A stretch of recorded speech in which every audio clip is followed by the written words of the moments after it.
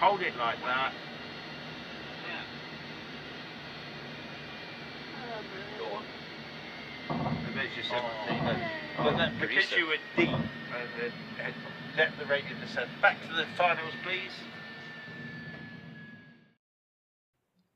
Well, I hope you all enjoyed that little intro that I did there. That was all filmed on the morning of a CTC Careers Event Day.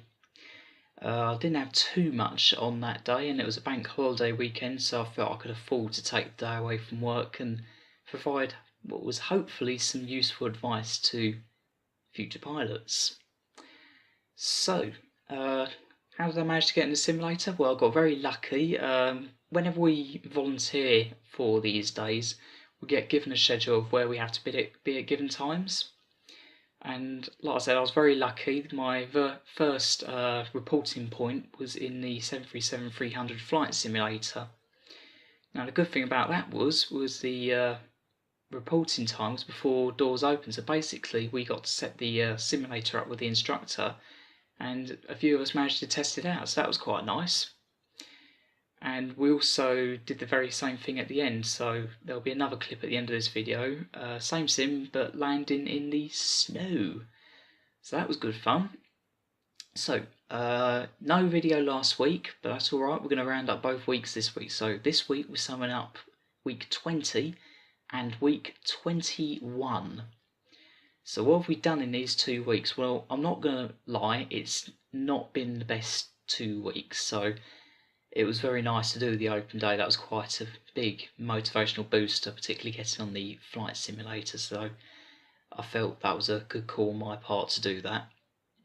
So what have I been doing? Well, we've completely finished air law, and we've also finished off airframes and systems of AGK, aircraft general knowledge, and we've also finished electrics of AGK as well. So we have done quite a lot in these last 2 weeks.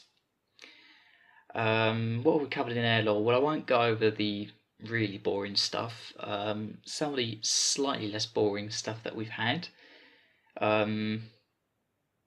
Yeah, holding procedures isn't that exciting, but it's quite an easy question. It's quite logical once you know what you're doing.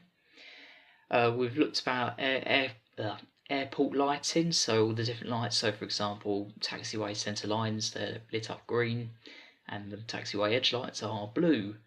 And we have to know about all these lights in different positions and where they're being used. Speaking of airfield lighting, we also have to know all of the different visual signals that we can use in the event of a communications failure.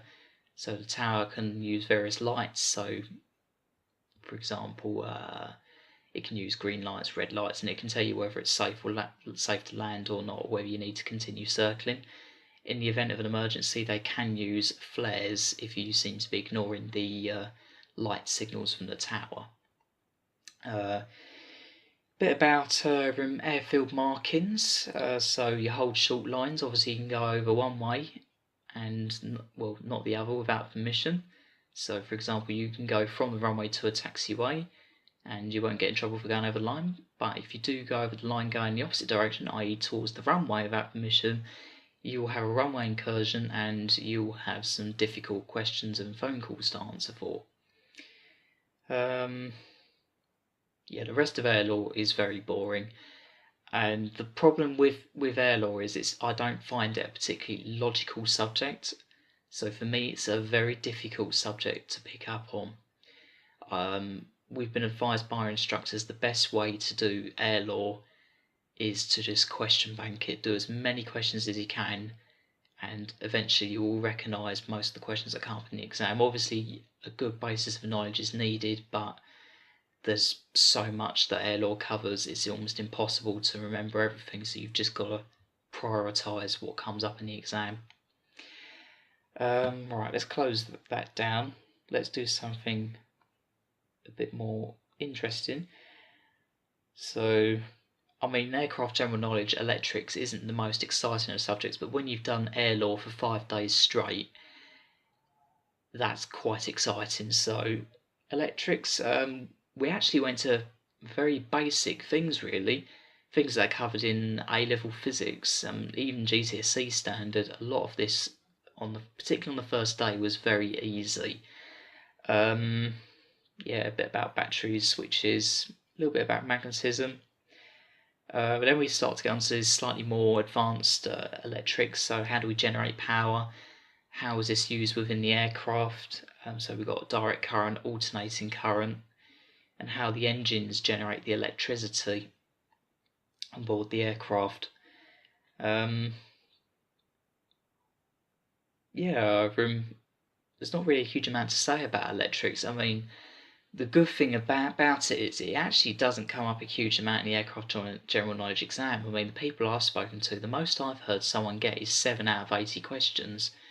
So it seems like the AGK exam seems to focus more on the airframe systems and engines rather than electrics. So if you are tight on time in Module 3, electrics is probably the one area you can probably put to one side, because if you're only going to get 6 or 7 questions, 3 of them are probably going to be very basic and easy, and the other 3 are probably going to be quite advanced. So in terms of percentage of the whole paper, if you want to focus your attention in other areas such as air law, that might be best to do that.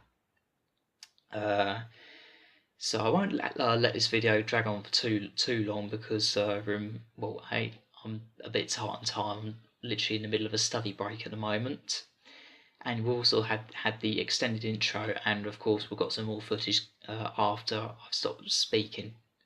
Anyhow, I'm rambling on. So what have we got next week? Well, next week we're starting a brand new subject, and that is meteorology, and we're doing it for the whole week. And I've not seen the schedule, but I have a sneaky suspicion we're doing it for the week after as well. So next 2 videos, well, the next 2 weeks of summaries, will be all on meteorology. So it's a big subject, but I think we've got 9 days to cover it, so we should be okay. Well, that just about wraps up the video. Like I said, there's a little clip at the end of this video that I'm going to put in of us in the flight simulator.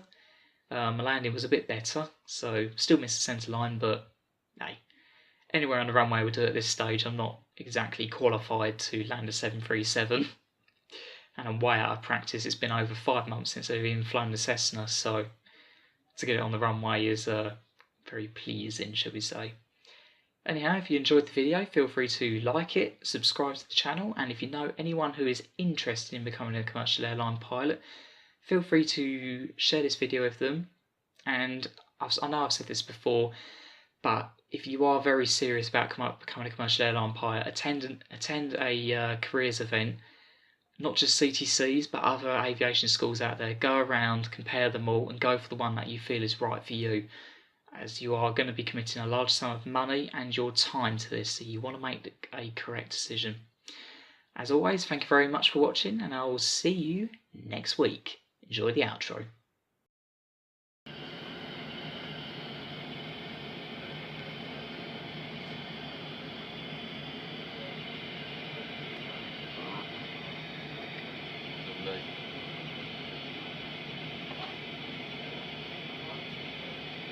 Down a bit.